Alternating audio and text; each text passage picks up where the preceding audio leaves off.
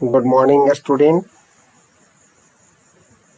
आज हम लोग साइंस के पीरियड में nutrition in living organism animal and man chapter का क्वेश्चन नंबर ई को एक्सप्लेनेशंस समझेंगे और समझने के प्रयास करेंगे। साथ साथ में जो वीडियोस आप लोगों को दिखाया जा रहा है, इस वीडियोस की तरह सारे क्वेश्चन आंसर को आप अच्छी तरह से याद करने के प्रयास करेंगे। The first questions, draw the well-labeled diagrams of human digestive system. A student, first of all of you remembers the part of the digestive system. The human digestive system started with the mouth and at last at the anus. It have the different organs like the mouth, salivary gland, esophagus, liver, gallbladder, stomach, pancreas, a small intestine, large intestine, rectum and anus. These are the part of the digestive system, and the role are the difference to all of you understands in the chapter explanations in our videos. आप इसको समझने के लिए अपनी chapters, अपनी book की chapters में भी आप इसे अच्छी तरह से समझ सकते हैं। यहाँ जो क्वेश्चन दिया गया था कि केवल आपको ड्रॉ करना है और उसकी वेल लेवल डायग्राम्स को बनाना है। तो बच्चे, आप इस डायग्राम्स को अपनी कॉपी में भी नोट करेंगे। नेक्स्ट जो क्वेश्चन दिया गया है, justify the following statement. Crow is N omnivore. Crow को ओमनिवोर्स कहा जाता है because the crow eats the both grains and the flesh, so it is an omnivores. Crow जो है वे दोनों तरह की फूड्स को खाते हैं, प्लांट प्रोडक्ट और एनिमल प्रोडक्ट, और एनिमल्स को भी खाते हैं। So the crow is an omnivores. Second question है, it is said that the mode of the nutrition in human beings and amoeba is quite similar. कहता है कि human beings और amoeba both are the different organism. Amoeba is a unicellular protozoans, but human is a multicellular and higher animals. लेकिन both the mode of the nutrition is the same because both human beings and the amoebas the feed through the holozoic mode of the nutrition. बच्चे, आप holozoic mode of nutrition आपने पढ़ा होगा।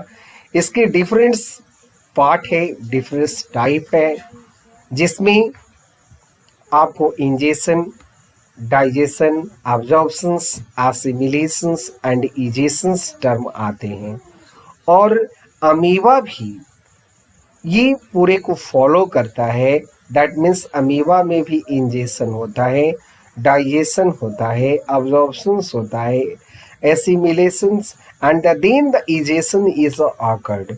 सो the human being and amoeba are known as the similar modes. Similar mode, that mode is a holozoic mode of nutrition. Next, give the reasons for the following. Ingestions of the food is difficult without the teeth. कहता है कि इंजेशंस जो यदि हमें पूरा करना होता है, यदि इंजेशन किसी फूड को हम लोगों ने टेकन्स करते हैं और उसको सॉलो करते हैं, तो it is the difficult without the teeth. Why? Because the teeth help us the food cutting, biting, tearings and the grindings the part. So which the make the foods are easily soluble. So ingestions of the food is difficult without teeth.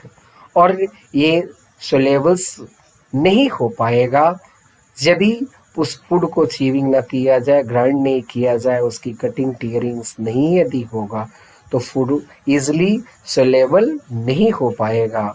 So the teeth help in the all such as the chewing, grinding, cutting, tearings of the food. बच्चों को समझ में आ गया होगा। Next the reasons दिया गया कि if you achieve rice and breads for a few minutes at start the tasting sweet. Question कहता है कि यदि हम चावल और यदि ब्रेड्स को यदि कुछ समय तक अपनी माउथ में रखकर उसको च्यू यदि करते हैं तो उसकी टेस्ट जो होता है स्वीट लगता है। हमें फीलिंग होती है कि वे उसका जो टेस्ट है वे स्वीट है। आखिर ऐसा क्यों होता है? बिकॉज द राइस और the wheat contain the starch and this is the complexed of the carbohydrate. वो क्या है? वो कार्बोहाइड्रेट है। Rice and wheat contain the starch और it is complexed of the carbohydrate. When the saliva get the mix in the starch, जब हमारी सलीवा जो mouth से सेलेवरी ग्लैंड से सिक्रेट होता है और उस स्टार्च के साथ जब मिक्स कर जाता है, it is the converted into the sugar और ग्लूकोज। और वो जैसे ही वो स्टार्च के साथ सलीवा जब मिलता है, एमाइलेज एंजाइम्स निकलते हैं जो कि कन्वर्ट कर देते हैं starch into the glucose. So when we achieve the rice or the bread, the taste is sweet. Next part, the bacteria are the present in the cecum of the ruminant. बच्चे इसमें समझने के प्रयास करेंगे कि वो इज द रूमिनेंट। रूमिनेंट किसको कहा जाता है? सीकिम क्या है? पहले क्वेश्चन को आप समझिए और देन इसे याद करने के प्रयास करेंगे। तो रूमिनेंट वैसे ऑर्गेनिज्म को कहते हैं जो सेलुलोज को ईट करते हैं। That means the grass eating animals is the known as the ruminant and their the digestive system, it is the cecum is a part of the digestive system of the ruminant. So bacteria are the present in cecum of the ruminants. Ruminants eat the food versus the rich in the cellulose. जो ruminants जो food लेते हैं उसमें cellulose की मात्रा क्या होती है? ज्यादा होती है। Cellulose is a type of the carbohydrate and the bacteria are the present in cecum which help in the digestion of the food. Next question है explanations how the digested food get absorbed into the blood. कहते हैं कि आपको बताना है कि ये किस तरह से डाइजेस्टेड जो फूड होता है वह एब्जॉर्ब्ड हो करके हमारे ब्लड में कैसे ये मिल जाते हैं। तो बच्चे इसको समझने के प्रयास करेंगे। कहता है कि the absorbed food is the pass to the blood vessels present in the villi. The food कहते हैं कि villi is a part of the small intestine. It have the many cell and that cells absorb the food simplest form of the food that the transported to all part of the via the blood। और वो food जो है जो smallest जो particles हो गया like the glucose, amino acids, fatty acids and etcetera via it is the transported via the blood. It is used to produce energy और उसका यूटिलाइज होता है वो प्रोड्यूस करता है क्या? एनर्जी को फॉर्म करता है। And build complex substances such like the protein. We know that the protein is a body building food required to the bodies. That substances is required by the body. This whole process is called assimilation. और पूरी part को हम लोग जो digested जो food जो है वह ब्लड में जाकर मिल जाता है तो इस प्रोसेस को हम लोग एसिमिलेशन कहेंगे और कहते हैं। नेक्स्ट जो क्वेश्चन है state the one or two sentences each of the various process involved in the nutrition's ruminants animal. इसके answer the ruminants they swallow the food and stored food in a rumen. कहते हैं कि जितने भी cellulose eating animals होते हैं वे अपने food को क्या है तो अपनी पार्ट डाइजेस्टिव सिस्टम की पार्ट रूमेन्स में लेकर स्टोर करते हैं, which the contain the some micro organism. और रूमेन्स में क्या होता है, वो रूमेन्स में वह माइक्रो ऑर्गेनिज्म जो होते हैं वो उसमें होते हैं। It help to the partial digestion, और जो हमारी फूड को पार्शियल डाइजेशन में मदद करते हैं of the cellulose of the plant material. Plant materials cellulose को माइक्रो ऑर्गेनिज्म हमारे डाइजेशन में मदद करता है। This food is now the called the कड, और जो वो पार्शियली डाइजेस्टेड जो फूड होता है उसको हम लोग क्या बोलते हैं, कड कहेंगे। The ruminants later on the bring this कड बैक, कहता है कि कुछ समय के बाद वो फिर से उस कड को अपनी माउथ में कम बैक लेते हैं and chew it the thoroughly, और उसको एकदम बिल्कुल कंप्लीटली उसको च्यू कर देते हैं। So in this the process the involved nutrition ruminants animal. Question number 6 जो है कहता है explain the ingestions of the food in amoeba through the diagram. सबसे पहले फर्स्ट ऑफ ऑल आप सभी इसमें देखें डायग्राम से, इसको चेकआउट करें कि it is a amoeba, it is a protozoan unicellular organism as like a cell. यह यूनिसेलुलर है तो ये क्या है, वन सेल्ड ऑर्गेनिज्म है। तो आप इसमें देखें that is a part of the food and it is the structures of the amoeba. When the food is coming to contact of the plasma membrane, the plasma membrane क्या होगा, ये sink कर जाते हैं नीचे, कप लाइक दी स्ट्रक्चर बनाते हैं और उस कप लाइक स्ट्रक्चर्स में फूड पार्टिकल्स नीचे की ओर चला जाता है।